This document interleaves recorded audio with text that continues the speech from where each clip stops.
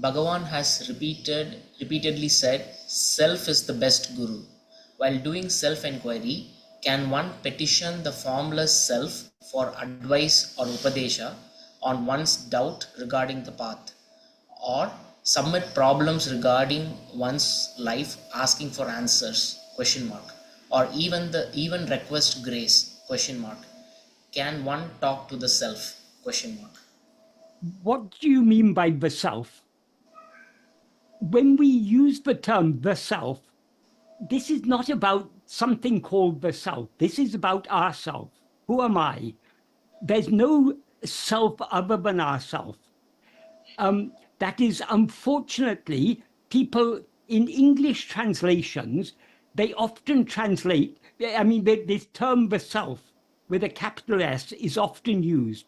There is no such term in either Tamil or Sanskrit, because firstly, there are no capital letters in Indian scripts, and secondly, there's no definite article like the. So the term Bhagavan generally used in Tamil, the simple Tamil term he used is Tan. Tan simply means oneself.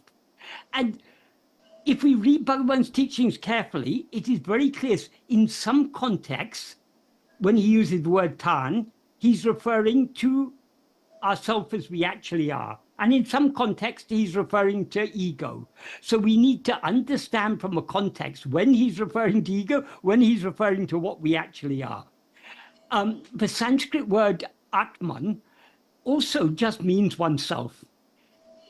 Though it's usually translated as the self, as soon as you say the self, it sounds like it's something other than ourself. There's no, that all Atman means is oneself, ourself. So we are not looking, there's no self other than ourself. So then there are no two things, one little self praying to one big self. It's not like that. There's only one thing. So when Bhagavan says self is guru, what he means by that is self in that context means ourself as we actually are, what we actually are. In other words, ātma-vicāra, that is the guru. That he didn't say that's the best guru, that is the guru. There's no guru other than ātma-vicāra. But because our minds are outward going, that our own swarupa has appeared outwardly in name and form, as in human form, as Bhagavan, in order to tell us the term within. So though Bhagavan appeared outwardly in human form, that human form is not what Bhagavan actually is, as he made very clear. Ariyati Tarajivara Dahavari Jugohil Arivairami Paramatman Arunachala Ramanan. That is what Bhagavan actually is that Paramatman, that supreme self. I mean, we shouldn't be misled by the word Paramatman as if there's a big self and a small self. Paramatman means ourself as we actually are, what we actually are. That is what Bhagavan is. And he exists, Arivai Rami Paramatman. He's blissfully existing as awareness in the cave of our heart. That means in the very center of our being, he is shining as ourself. So it's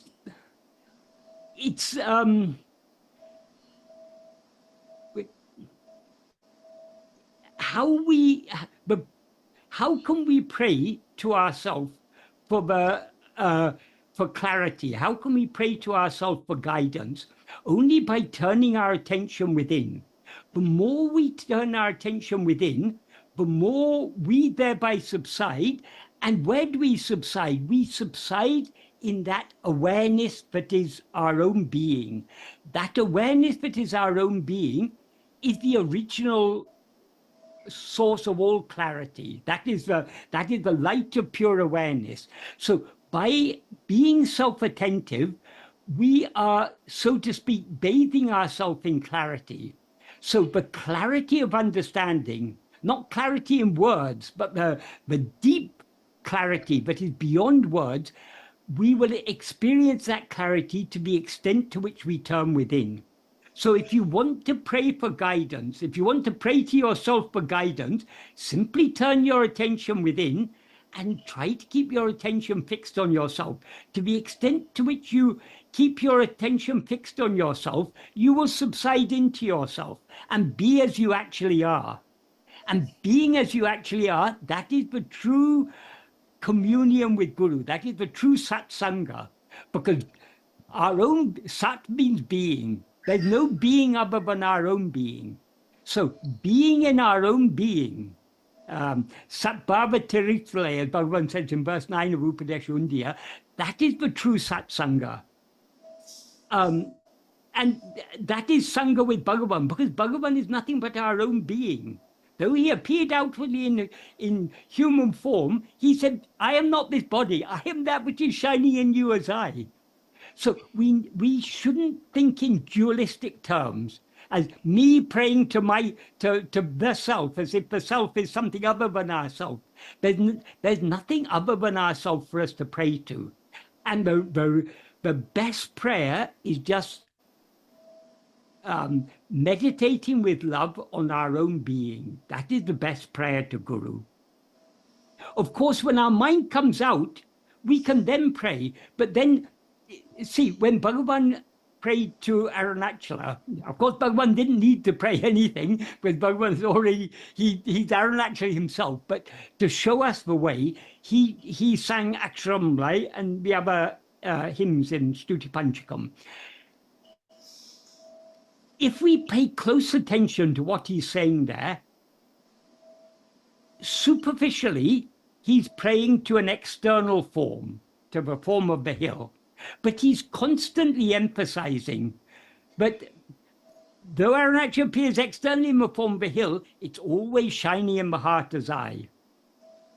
As he says in the second verse of Arunachala Pancharatnam, for example, Nityamum na nendridaya na dityuduvai. You're always dancing in the heart as I. So, though superficially Bhagavan is praying to an external form, if we see beneath the surface of the words, he's praying to the one thing that actually is.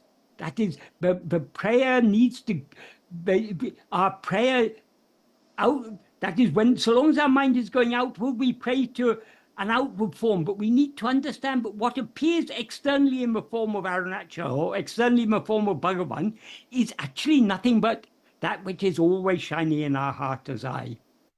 So when we pray, it's only to give us more and more love to turn within, to attend to I. So the best prayer of all is just being self-attentive. And that is the best way to get clarity, that's the best way to get guidance. Because ultimately, all the teachings come from within ourselves. As Bhagavan often emphasized, the real teachings are not the teachings in words, but silence. But silence Bhagavan is talking about is the silence of our own being.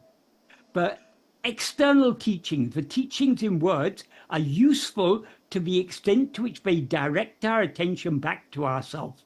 So Bhagavan's teachings in words are an aid.